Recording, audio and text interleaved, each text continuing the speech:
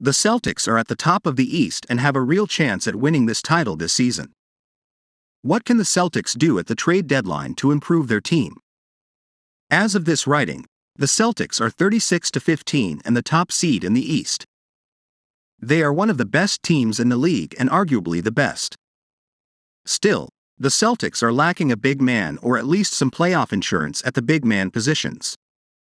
The Celtics are currently relying on Al Horford and Robert Williams at the center position. While these two players are very solid, Horford is very old and relying on his knees at this point isn't fair to player or team. Williams is currently rehabbing his leg injury and still can't be fully dependent because of that. Depending on both players' knees in a playoff series against the Bucks or any other top team is risky. The Celtics should look to at least get insurance for the center position at the deadline.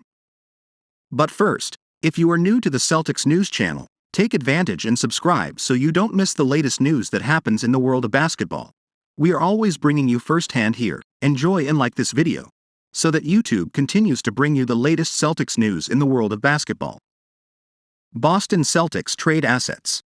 The Celtics don't have a lot of first-round draft picks to trade as they have already traded 2 away for Malcolm Brogdon and Derek White, respectively.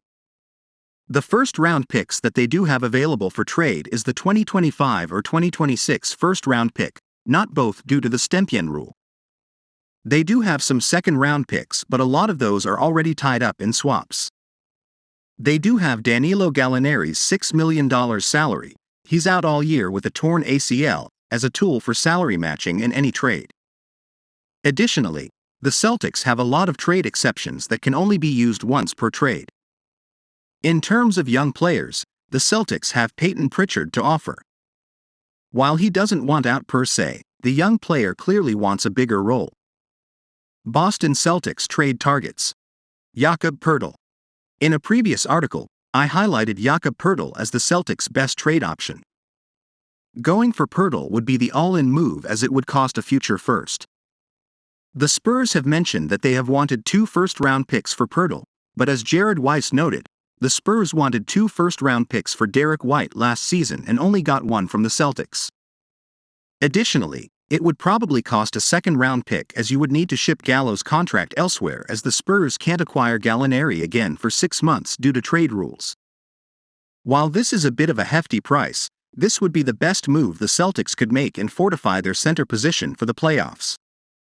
This would make the center position something of strength for the Celtics and not something to worry about.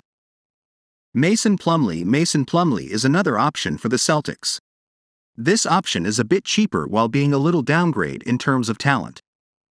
The Hornets are requiring a first-round pick in return in any trade return. As stated in the Poeltl part, that will be a little hard to do because the Celtics don't have a lot of firsts to trade. This trade will not require an extra second like the Poeltl option, as shipping the Gallinari contract would be all that is required in a trade. Buyout market. Serge Ibaka. The only other option is the buyout market. Yes, there are others out there, including Naz Reid, but those players are probably out of the Celtics' reach.